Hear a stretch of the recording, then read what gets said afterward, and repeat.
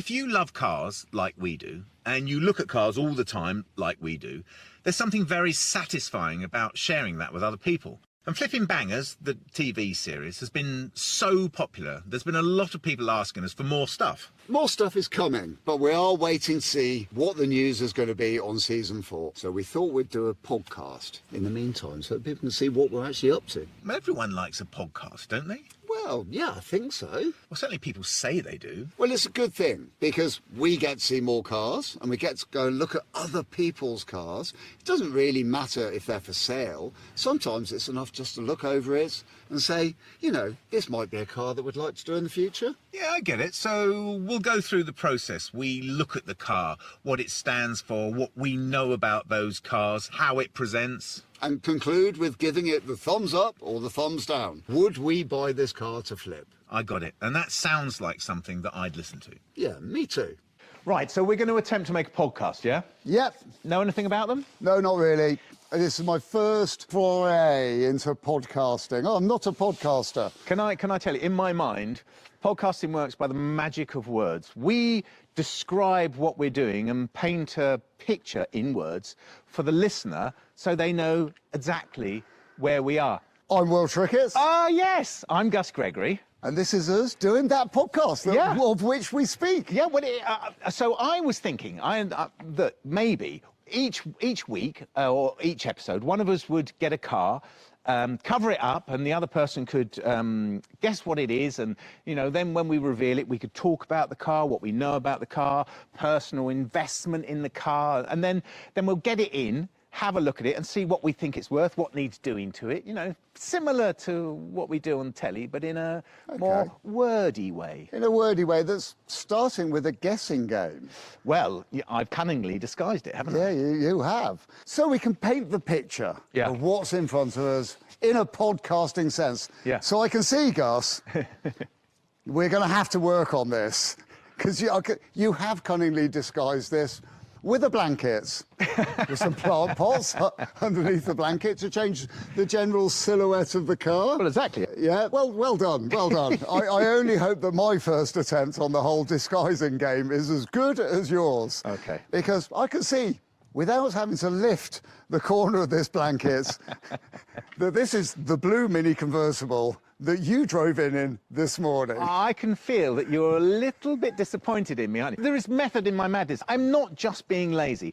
I thought, in actual fact, this car split opinion when it came out. It needed to scale huge mountains of expectation because everyone loved the old Mini. And I suppose what I thought is we could discuss that. You know, this is a R50, isn't it? First generation BMW Mini. I would say so, yes, yes. It's 06, so it's on the cusp of the two, but I think it's an R50. So it's the modern version of the classic Mini. Yes. Wow. Their first attempt. First, yeah. I mean, and did they get it right? Well, I don't know. That's what we're thinking. I mean, when these first came out, I went on the launch of these. In actual fact, I think it was in Portugal, and BMW leaned heavy on that BMC heritage. You know, Paddy Hopkirk skidding around the hills above Monte Carlo, and I was, as a kid, because I had classic Minis, and you know, as you did as well. I was really proud of that heritage, and I felt sort of that it was ours, and they were sort of appropriating it for this new Mini. And I I suppose, who are you and what are you doing with our classic car? Because it's our classic car. Well, exactly. It's not BMW's. Exactly. But they must have been feeling slightly worried too, because there was so much support and love for the classic Mini. Yeah. I mean, it's almost sacrilegious to even customise a Mini, which many people do, of course, because we all have to make them go faster and look better and chop the roofs and, you know, this and that. Put a 4x4 platform underneath it. Yes, exactly, exactly what I've done. But these guys are now going to try and reproduce, well, they did try and reproduce, BMW tried to reproduce the Mini. Yeah, yeah. Or the lateral, what it would have become if it had been updated regularly, you know. And which it never did it? It stayed the classic Mini. Well, they did, didn't they? Metro was supposed to be and the Innocenti Mini as well. They were all designed as to move it on, but they never moved it on because everyone loved the original Mini. The classic Mini. So what I think, in my mind, is that they did a brilliant job, because I've had this car for I'm going to say 6 years now, and it's been brilliant.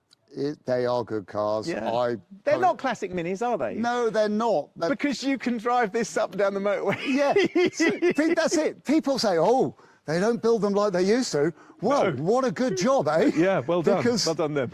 yeah, as you're going to say, you can drive up and down the motorway. Yeah. You can feel safe. You know, like when you're in a tight pack on the motorway and everyone's far too close to you, in a classic Mini, that would scare the bejeepers out of you. You're vulnerable, aren't you? The slightest little crunch and you are literally flat packed. Yeah. This car here, I know from my father's experience, he had a little prang in one of these. Classic sort of, you know, my dad sort of thing. Thought the road was all his. Pulled out in front of a pretty big Mercedes. Oh, really? Took the front wheel completely out of the Mercedes. Wow. Spun my dad around in the road. My dad then still managed to continue his 10-mile journey to my house. And of course, I don't know what happened. I mean, something just hit me. You know, I had a little chat with them and continued on my way. His car looked undamaged. Amazing. Yeah, the car, well, that's testimony to it, isn't it? They are built like little tanks. Shall we get this in, put it on the ramp, have a look underneath it, and just for a bit of fun, see what we think it's worth. Point out the things that go wrong with them, point out the things that are strong on them, and point out on this car what needs doing to it. And we can work out whether we think what we think this car's worth, I suppose. A bit like we would if we were filming, you know. Assessing it for a flipping bangers flip. Exactly that, yeah. Shall we get it in? Let's do that right now. Are you going to give me a hand or am I going to push? I think we both better push it. Doesn't it run? Well, it does, of course, run. Yes. Right, so we've got our 2006 R50 Mini, and we are putting it on jacks and axle stands, and we're going to have a look underneath it. Currently, I'm in position and ready to start going. Okay, let's go. Currently, it is, well, I mean, would it be fair to say it's pretty much an unknown quantity to us? Well, under here? Well, because you haven't been... I haven't been under it for a bit, no. No, so... when was the last time I went under it? Oh, I put new brake pipes on it. Yeah, okay. So about 2 years ago, I'd say. That's amazing, isn't it? I haven't been under there for 2 years. How are we doing on your side? Coming out good? Yeah, well, nearly, I'd say. I'm happy with that. Okay, I'll chop the front up. Safety first. Of course. Okay. So really what we're doing here is we're looking at it with a view to working out, could this be a suitable car for us to flip on our show Flipping Bangers? I think so. I think give it a thumbs up, give it a thumbs down, see where it sits. Financial viability. Yes. General condition of car, then versus financial viability. Exactly what you said. Proof of the pudding, mate. It's all going to be down here, lying on our back, underneath. Actually, quite a clean car. I can see for a start that my side, so near side, passenger side, shock absorber is got a lot of oil coming out of it. That would fail an MOT, wouldn't it? Yeah, that's definitely bad. This side, rear shock absorber, is not leaking, which is great, but it is quite rusty, which is not an MOT failure, unless it's really terminal looking crust. So, bottom line is, it still needs 2 of those. Yeah, definitely. You can see, so can you see the new brake pipe in where I bypassed the fuel tank? Oh, yeah. I went round, they rusted. Oh, I see, up to this point here. Apparently, it's a thing on these Minis, this generation of the new Minis, rust on the back end. So this sort of subframe is quite rusted as well, isn't it? Yeah, this side doesn't look too bad. Yeah, there's a certain amount of surface rust, to be fair, but I wouldn't say, I mean, I'm looking into sort of, you know, the nitty gritty, where something would go rusty, like in a corner. Yeah. It's still just surface rust. I can't see any horrible crunch, but... It's not really layers coming off, is it, as yet? Oh, it's the first layer. Yeah, the first layer. Yeah. That's generous, thank you. But is it a thing? You know, rear subframes on these? Apparently, yeah, apparently so. Apparently. It was an advisory on my last MOT. The rear subframe was rusted. I think we've all had a classic Mini and knowing that the rear subframes can be a bit of an issue, can't they? Mine folded up. My 1275 GT, the rear wheels folded up on it, and I'm not going for the set. See if I can get this one to fold up as well. But I do need to do something with this. I'm not sure what. Maybe just a bit of TLC. You know, there's a lot of things that you can put on there nowadays. Neutralising the rust. There's one in particular. Yeah. It's called something guard, and that sort of seeps in. It sort of kind of almost hermetically seals what's there. So I think you've got to give it a good old clean and put this stuff on, and it sort of kind of stops the rust from happening and gives it a nice sort of blackened sort of finished look as well. This looks a bit tatty, doesn't it? But we're looking at the silencer now, and it looks awful. It's the original silencer, but it's double skinned, and in actual fact, the first skin is pretty much not there anymore, isn't it? Well, there's a fair bit of the skin around the middle area of the rear exhaust silencer, but there's nothing around the edges whatsoever, and where it would crimp into the, you know, where the exhaust pipe all crimps up like a lovely little pasty crimp. Yeah. Where a lot neater. It doesn't look like somebody's done it with their fingers, obviously. There's nothing there. Oh, amazing. Apart from the inner skin. And the inner skin is sound. It's clearly still sound, isn't it? That sounds like a steel drum. Yeah. General condition of the rest of it. I mean, it's looking down the underside of the car. Well, that is clean. It is clean, isn't it? Can't see any corrosion along the sills. It's remarkable, though, isn't it? It's remarkable how well the anti-corrosion works on these modern cars. I mean, I know this is an old car. It's not necessarily that modern, is it? But it still seems modern to me.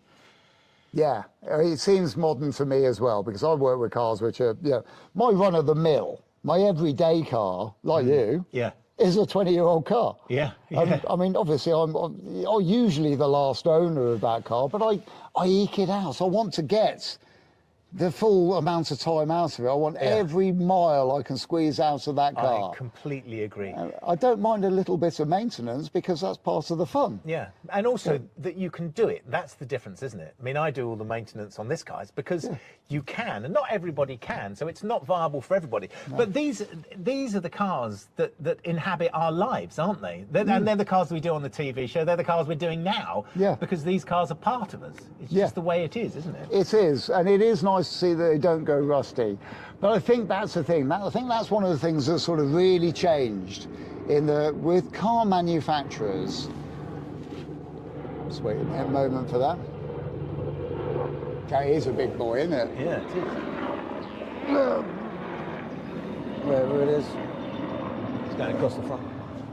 It's coming over the hill! Can't even see it. Oh, there it is. Yeah, with this being a modern car, as we say it, a modern car, I think that's one of the big changes with manufacturers have done this thing where they've stopped cars from rusting away. Yes. Back in the 60s and the 70s, I think they deliberately built in a little bit of obsolescence by not protecting them from rust. But in not protecting them from rust, they then created this issue like the car became weaker because it rusted, so therefore very unsafe. Yes. You couldn't present that to the modern market because people would not accept a car that's going to, after 5 years, become a death trap because it's rusting away. Yeah. Well, I remember that with. Do you remember the MG that we did on Flipping Bangers? Yeah. Where it had been welded down the sills, but only 2 of the surfaces had been reconnected, and they are just the cosmetic. So the actual structural one, the inner one, wasn't. And I think that was really common, wasn't it? People, especially people doing it at home, they would look at an old car and they think, okay, well, look, I'll put a set of seals on here. Yeah. And then, because they don't have an understanding of the structural rigidity of a car, how it works, they tended just to do the cosmetic. Yeah. And they can see. Exactly. Yeah. Which is why those cars, in actual fact, if you're doing them to turn them around and make money on them, it's difficult, isn't it? Because actually, there's so much more work than you always think. 2 or 3 skins to a sill on a convertible sports car of that sort of era. It's a structural piece of the car. Yeah, exactly. It's not just the bit you see from the outside. So, interestingly, though, this has been braced with these huge, great, big, thick. That does look very agricultural to me. The bracing bits that go from the sills to the bottom of the rear subframe. Yeah. Yeah. That's a chunk of metal, isn't it? It is a chunk of metal, but it's only on the convertibles, isn't it? Because obviously they're inherently less stiff, aren't they? Because they've got no top. Of course, yeah. Yeah. Yeah, but Yeah. I think it's pleasing to look down here and see that it's not all rusted away and gnarly. It doesn't look that old under here, does it? No, it doesn't. No, I would say you know that's a car. You know, condition-wise, in the rot factor, there's a lot of miles left in this car. There's a lot Yes. of years left in this Yeah, car. yeah. But we all know it's going to be other things that let this car down before the body shell will. Well, it seems that's the way, isn't it? It Yeah. seems that's what it will be. And I think so. So moving out from under here, it's got to have 2 new shock absorbers, hasn't it? That's I can see this one on this side is, it is a little bit rusty, but that's not the main problem. The bush at the bottom of the shock absorber is very much deformed in its shape, so that's an issue that needs changing. Well, so's this one, isn't it? Okay. And do you think that's why the tyres, which we haven't mentioned yet, are wearing on the inside? Because in actual fact, that's changed the tracking. I don't know. I wouldn't have thought. I mean, there might be a little bit of extra bounce and skip and stuff on braking, but Maybe, but I mean, this tyre on this side is legal, yeah. Well, this one is legal. but coming up to winter as we are, yeah. you know, Yeah. it would be wise to change it. I tend to replace the front ones well before they on the limit, and I put the front ones on the back and put new ones on the front, Yeah. which is what I've always done. Because you since I've always had the want your car. good tyre to the front of the car, Exactly. especially on a front-wheel drive car. Yeah, it's true. So there's not so much under there, but Oh, crikey. and we're saying you're having trouble getting Oh, up. my knees are getting up. What are we saying about that silencer? Which I reckon it's fine, isn't it? It's going to go, but it's fine at the moment. It's not gone yet. No. We're looking, we're trying to give this an appraisal Yeah, for, exactly. is this a flippable car for us? Yeah. Well, if it doesn't leak and it works fine, Yeah. then it's fine. Okay. So that's dead. Yeah, so we're taking away 2 shock absorbers, 2 tyres, I would say. From under underneath there. the car, yes. Yeah. And bushes. We've got to put the bushes in. Oh, I think they're coming new ones. Okay, yeah. That's a winner all the way round. Lucky old us. That. Yeah, so we're looking at the seal between the canvas top and the back of the car, and it's got an extra little bit that pokes down into the boot to keep the boot waterproof. And it's perished, hasn't it? Do you know from experience, because your boot fills up with water? Oh yeah, it's full of water now. Actually, it's jacked up now, so it might have run It's out. probably all running out of a hole somewhere. Right, okay. But yeah, but that is a thing. I mean, it's a convertible, and Well, they although all it's- leak. But it's not the roof that leaks; it's the seals that leak. Is that what the issue is? Yeah. That's- Don't break it. I'm not touching it. Yes, you are. You're Well, poking I your know, finger but in. it just seemed I shouldn't be able to stick my fingers in there, and It's a fold. it's a fold. I mean, it's yeah. a clever mechanism, and the mechanism still works. Is it electric? Yeah. Or hydraulic? Is it electric hydraulic? No, It it's does- just electric. Is it? It's all on electric motors and cord. It's it? really clever. Yeah. Really? I mean, that's sort of. I think the first one that was hydraulic as well was that SLK. Do you remember the SLK we did? Yeah, I do. I think I that try was the- not to remember that SLK that we did. That was an us and I met. The crazy thing about the SLK was I wasn't there on the day that you actually managed to fix it with our friend. Yeah, well, it Who wasn't really me, was it? Let's No, face it. He dug us out of a big hole that He day. did dig yeah, us out of a 2 big hole. wires around the other way. Crazy. Anyway, that's that. So as you reckon that if we could replace these seals, and I think they just pull off. I think these Yeah. just pop off. Does so it? don't try and get it off now, because you're not going to get it back on, are you? But what I'm saying is, if we bought this car, I mean a car like this, then that is replaceable. So that would cure the leak at the back. Well, if that cures that, that's okay. But surely, I mean, this is a convertible. It's got a leak like a sieve. Well, yeah, as you can see from the front seat, this we're now looking at So the is top this- of the A. Where's that water? Sorry. On what? You're just about to tell me where that water's coming in, aren't you? It comes in here. So we're looking at the top of the A pillar, and there's a sort of L-shaped rubber, and the water leak. I guess it's just perished. The water leaks through it. So when you're driving, you and it's raining, you'll get a wet leg. Right, you say just perished. Yeah. I can see quite clearly Oh yeah. that these bits of trim not actually sort of fitting very well, are slightly they? misaligned, isn't it? That doesn't really sort of like. Ooh. Don't make it wet. You've pulled it Oh, off. I think that's supposed to pop back in. Do you? Yeah. Oh, I see. You think Yeah. it's not under the... That might be. Have you ever hit a low branch from on a tree? Maybe, I don't know. Yeah, that could be the issue there. Yeah, it would have Getting been a wet very low leg. branch, wouldn't it? You're getting a wet leg just on your knee, right-hand knee. Yeah. Is it a bit like driving a series Land Rover, where they always drip on your right-hand knee? But all this, if we look at the interior, the driver's seat, and I think this is just genuinely, I mean, if BMW might be interested in this as a case study, but this is a BMW Mini that's done 150,000 miles, and I guess that this is just how the seats wear. So the seat's worn on the cheek as you get in and come out. Yeah. Apart from that, actually, it's pretty good in here, isn't it? Well, I'm just getting into it now so I can have a good old look, because I've picked up this rag. I don't know what you do with it, but What you're doing with it is exactly what I do with it. well, you clean the inside of the car with it. Every now and again, I use it for demisting Well, the I'm just giving window. it a little rub. Because I'm an old man. Old men have those sort of things in they their do. cars. Well, have you got the nice little set of driving gloves and the boiled sweets on the rear parcel shelf? If I had a rear parcel shelf, I might. You might do. But those sticker marks Bo put in there. But actually, yeah, go on. What are you going to say? It's retro, isn't it? Yeah. This is what BMW were trying to do. I'm talking about the dash cluster and the dashboard itself. It's retro looking. BMW trying to harvest all of those lovely looks from the original Mini. And Yeah. I've just spotted something that I've never ever spotted before.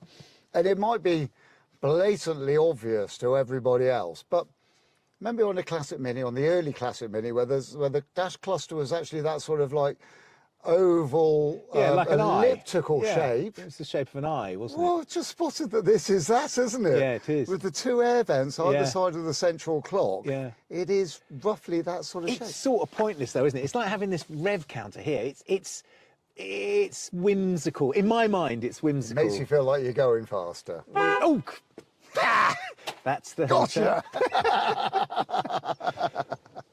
But when I first got this car, and I don't know if you know this, I bought this car for £200. Did you know that?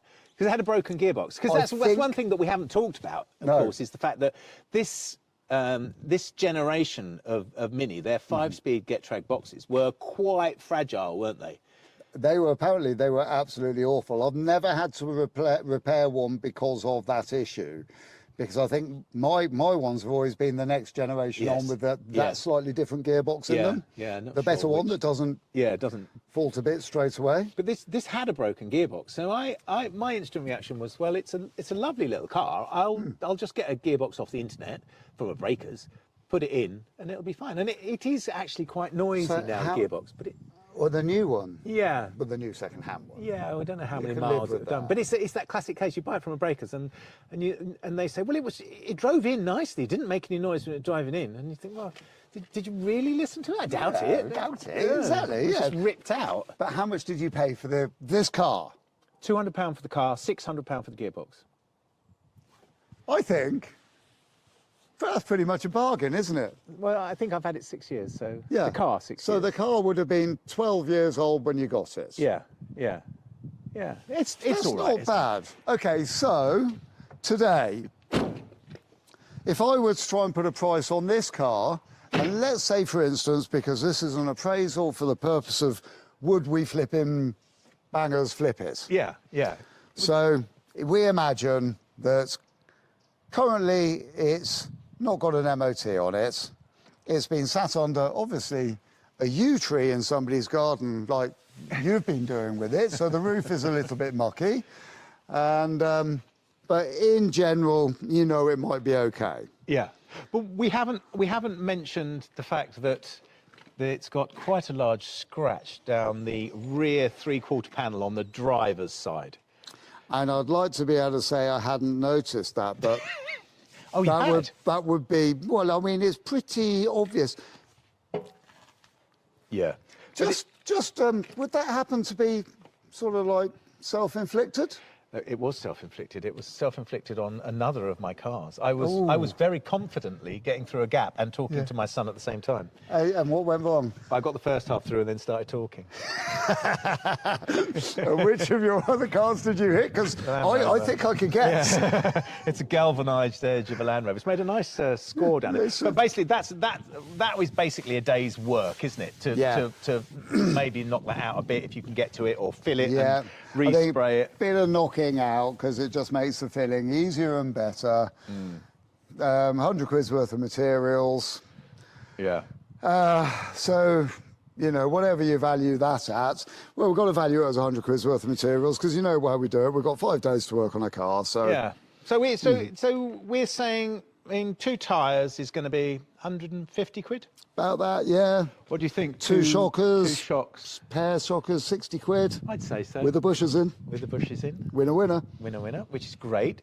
Trim for this hood where it's leaking across the back of here. Yeah. I doubt you'd be able to get a new one of those. Well, I don't know. And if you got a second-hand one, would it be as perished? Because that's all that is. It's just Yeah, but perishing, there's isn't actually it? more bits of it coming off. Only as you pick it, though. Maybe I stop. mean, there is a... You may have a point. No, I'll tell you what, I'm going to step away from the trim piece. But what I'm saying is, if you could get a second-hand one, I mean, but look, this bit of trim, the next bit of trim. So we're looking again at the bit of trim around the boot, which has perished and lets in water.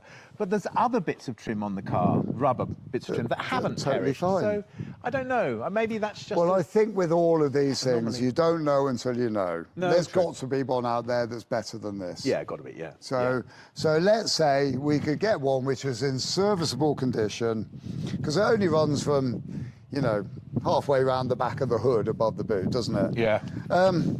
So we're at 210. 60 quid, 50 quid. Okay, yeah. So 50 quid. So let's say 250. Yeah. And then we've got paint for here. Yeah, which is another gonna 100 cost quid. us- Yeah, 350. Yeah. And then the rubber at the front, A-pillar rubber. Well, that might be a case of rejigging it. Because Yeah. actually, you're right. Because if you look on the other side, on the passenger side, oh, that's really misaligned. Look at that. Is that just because you've pulled that out now? No, it's not. No, it was this that's bit what- was already bent. That's what you're saying. I think. Is it really? Yeah, That's that clearly bit's why like, it leaks. It's almost like it's not been clipped in underneath It looks like it properly. needs a good clout. Yeah. Yeah, but it's right in the corner of your glass, so you don't want to go whacking that too hard. But it's clearly what's happened there, isn't it? Yeah, I'll take it off, Yeah.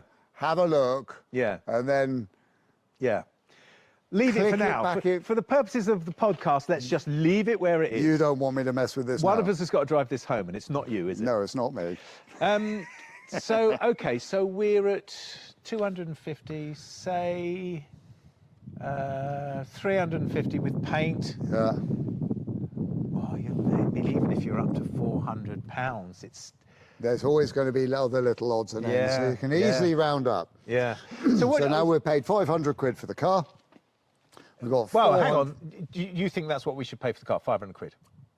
I think you're right. That's the figure I had in do. mind in my head. I think, I mean, in essence, the car... In essence, the car doesn't present too badly. No. It's a desirable car. And when it's buffed up, it's a nice colour. Yeah, it's which a nice is colour like, for a obviously Mini. hasn't been for years. Have we said it's but blue? It's a It's sort a of sort of electric muddy blue. shade of blue. It's It's only actually a muddy very... because it's not been washed. I'm only ribbing you because I know you never wash your cars like me. But when it's polished, it looks lovely, doesn't it? It's I'd say a desirable colour. So we're saying 500 quid is what you'd buy this for, and I think you're probably right. It's probably what it's worth. But what do you think? What do you think one of these in? So if we did all the things to it, what do you think it would be worth? I mean, So true flipping bangers style, we're not aiming to produce a perfect car. No. But we are aiming to produce a car which, you know, is as good as we can get for the money that we're doing it yeah, for. and extend its life. Well, it's not going to fetch much more than 1,000 quid, is it? I don't think so. I really don't. I can't see that it can possibly be worth. I mean, maybe not even that. So by the time you've bought it You'd for 500, want- spent 400 on it, you've got there's no margin in this car. No. You'd want to get 1,500 quid for it to try and make it pay. Yeah. But doesn't that say something, though? So for us to flip this car for a profit, it's a no. Yeah, definitely a no.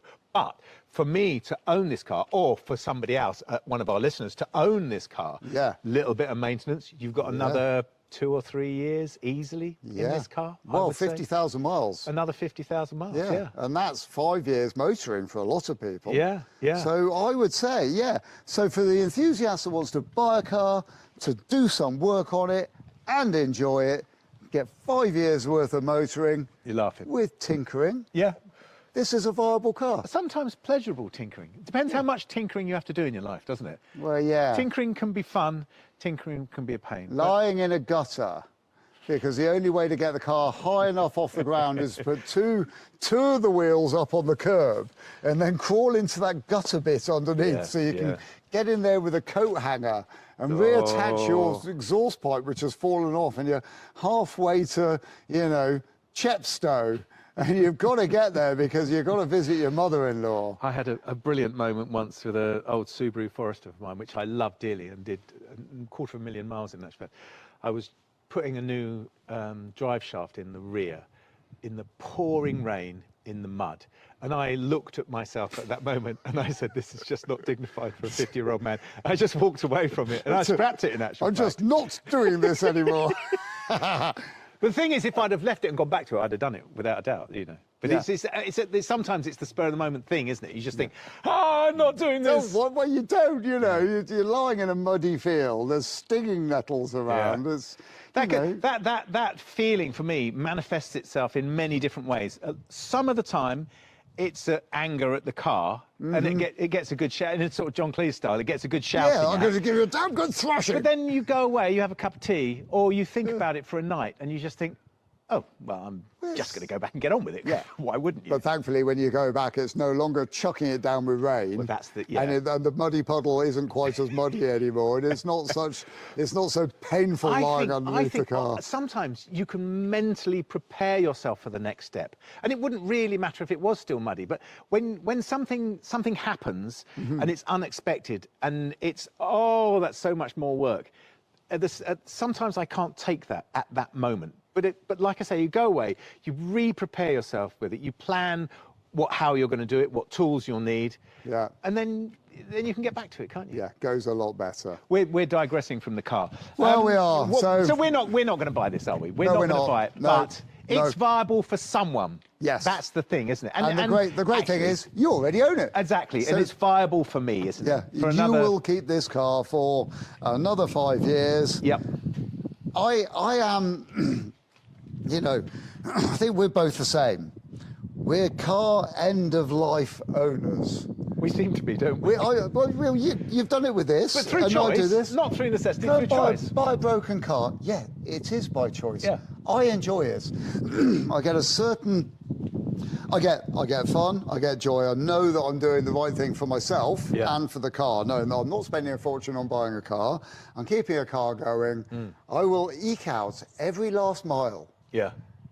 From any car I own. But also, you get a knowledge about the car, don't you? You're driving that car and you know what's wrong with it. You know, perhaps, not always, but perhaps what the next thing is going to be, because you're aware of it. I mean, I did just say I hadn't been under this car for 2 years, which doesn't sound like I'm really aware about it, does it? But you are to a certain extent, aren't you? Well, your MOT man told you what you might need to look at, didn't he? Rupert Advisory, did tell me. So you knew, Yeah. and now we've just had a look. Yeah. And yes, the subframe is a little bit crunchy. Yeah. But it's not just about to collapse. In No. fact, far from it. Yeah, it's got a lot of mileage left in it. Good. So I think we've concluded with this car, haven't we? Yeah. And I think that's probably us done. But so next time it's your turn to bring a car. Okay, so it's my choice. Yeah. And I get to hide it badly. Do you know? I'm Or gonna hide disguise it cunningly, however you want to look at that. I'll tell you what I'm going to do. I'm going to keep it a surprise. You're going to have to work it out on the day. Good. Whatever it is. Okay. Right. Because I don't know yet. So that's it. Until next time, it's been lovely. Cheers, Gus. And should we go and have a nice cup of tea? and a bourbon. Come on. Oh, bourbon would be perfect. Flipping Bangers podcast features Gus Gregory and Will Trickett. It's produced by Dan Allen and is a Just Might TV production. International copyright is asserted and all views stated are personally held. If you'd like to get in touch with us, please visit flippingbangers.com. Thanks for listening.